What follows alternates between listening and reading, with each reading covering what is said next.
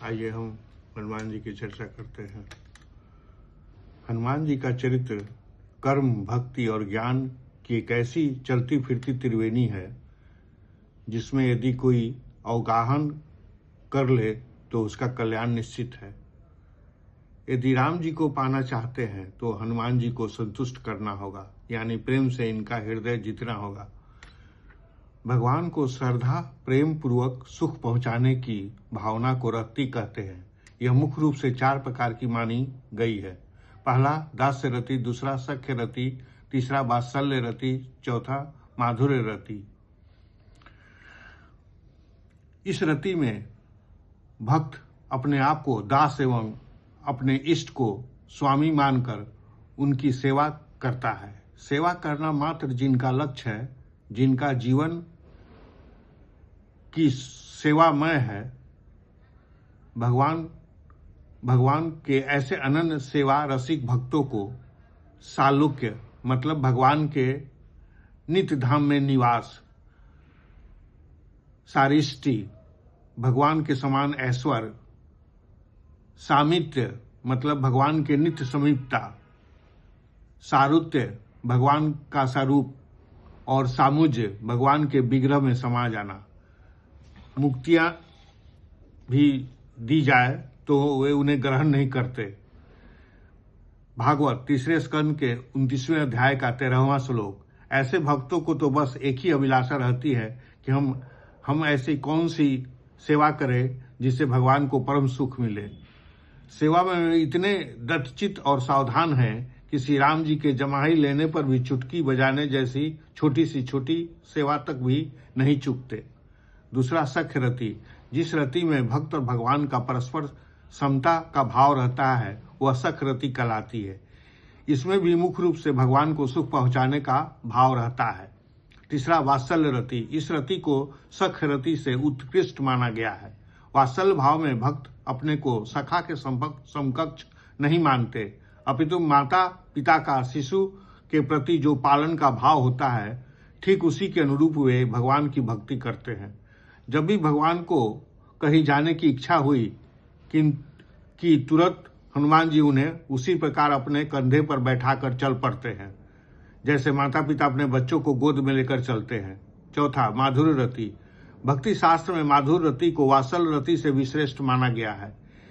इसके 2 भेद होते हैं। पहला स्वकीय माधुर्य रति, दूसरा परकीय माधुर्य रति।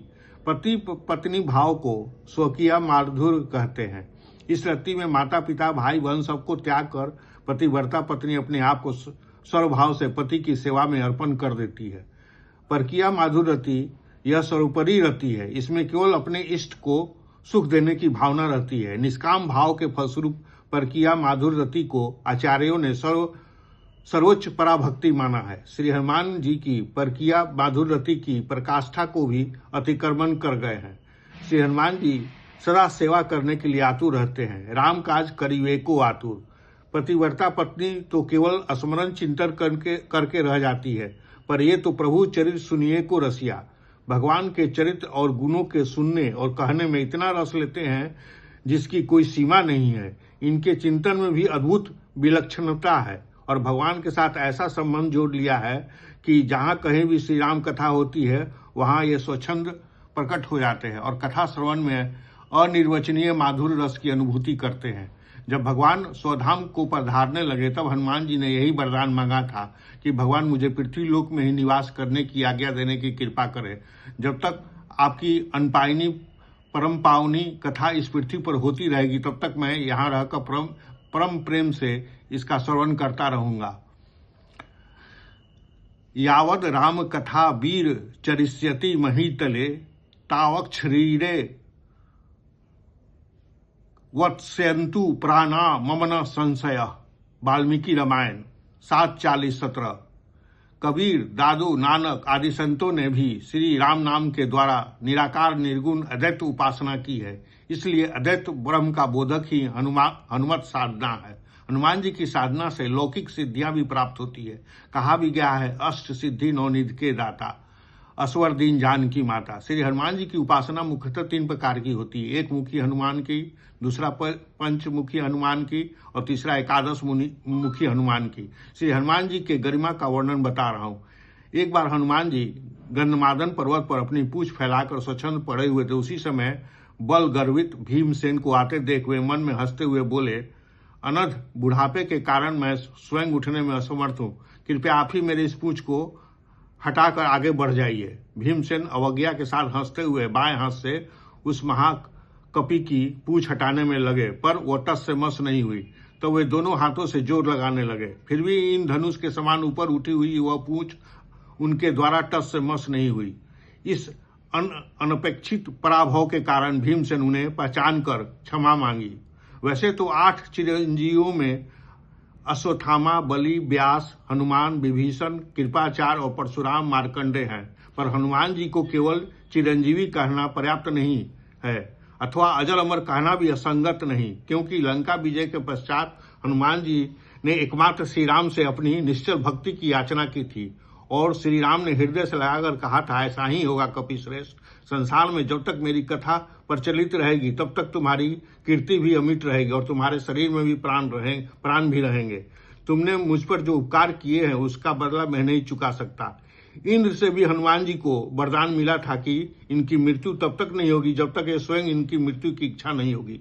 जब मेघनाथ और लक्ष्मण जी में भयानक संग्राम हुआ, मेघनाथ ने लक्ष्मण जी पर अनेक प्रकार के अस्त्र शस्त्रों से प्रहार किया, किंतु वे सभी व्यर्थ होते गए।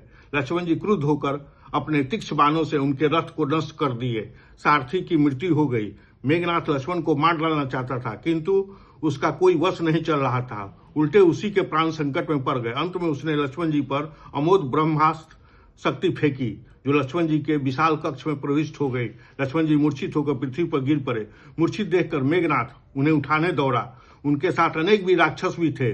पूरी शक्ति लगाने पर भी शेषा अवतार लक्ष्मण को हिला भी नहीं सके। उसी समय हनुमान जी यम की तरफ प्रकट हो गए और अपने अंकों में उठा लिए। बजरंगबली के नेत्रों में आंसू भर आए और प्रभु के सामने लिटा दिए।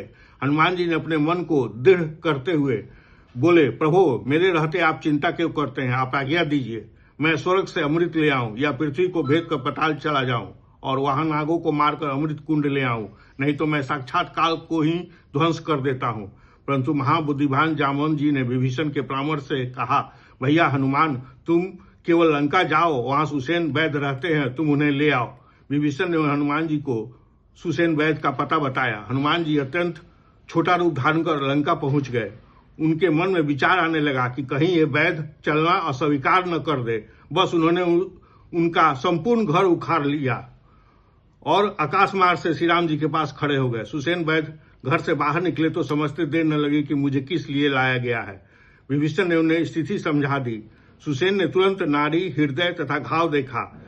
हिमालय पर्वत पर ऋषभ पर्वत और कैलाश पर्वत के बीच द्रोण पर्वत होगा, उसी में औषधियां प्रकाशित मिलेगी। सूर्योदय से पहले ही औषधि उपयोगी सिद्ध होगी। उन्होंने पहले ही पवन कुमार को पहचान लिया और कहा, यह काम आप ही से होगी, आप ही कर सकेंगे। रावण ने भास्कर से राथी में उदित होने की प्रार्थना की थी।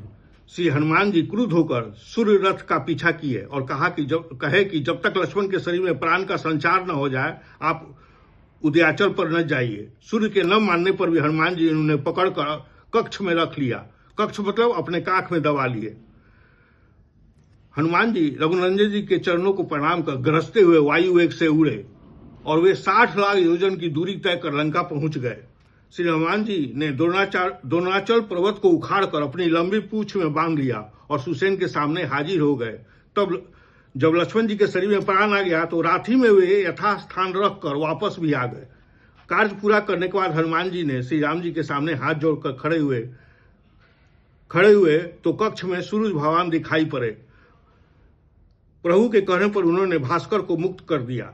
श्री हनुमान जी के वक्ष, छाती और पूंछ और उनका वेग और अतुल्य बल, महिमा का वर्णन शब्दों में नहीं किया जा सकता।